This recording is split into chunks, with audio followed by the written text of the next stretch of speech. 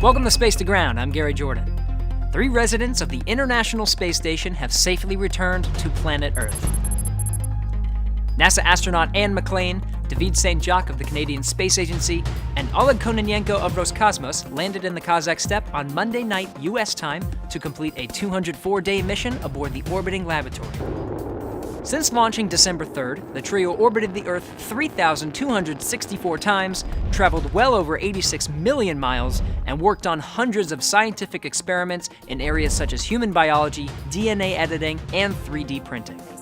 Command of the International Space Station was handed over from Kononenko to Alexei Ovchinin, who will hold the position until he returns to Earth in October. The departing crew then said their farewells before closing the hatch and preparing for the 3-hour, 22-minute journey from undocking to touchdown. McClain and St. Jacques then returned to Houston, Texas, and Kononenko to Sar City, Russia.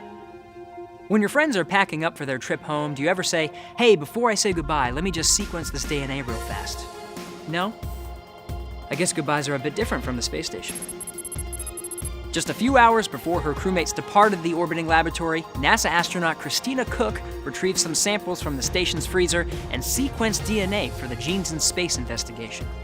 The DNA sequencer is a powerful tool on a small device that can identify complex biological structures. The tool was used for the Genes in Space 6 investigation, which looks at DNA damage and repair mechanisms in space. The sequencer helps to check the DNA after the repair process and look for any errors. This week's question comes from Heath, who asks how soon the crew is reunited with their families after landing. As you can imagine, it depends where your family is. Dan Hewitt answers this question during our live coverage of the crew's departure from the space station. It actually differs for each of the crew members. So the crew will touch down, and then it's usually about 2 hours after landing until they're back at the staging airport in Kazakhstan. And then for Russian cosmonaut Oleg Kononenko, it's only a 4.5-hour flight back up to the Gagarin Cosmonaut Training Center. And for Anne and David, it'll be about 18.5 hours or so door-to-door from Kazakhstan back here in Houston. So it is pretty quick. Keep sending in your questions to our live broadcasts and here on Space to Ground using the hashtag AskNASA. We'll see you next week.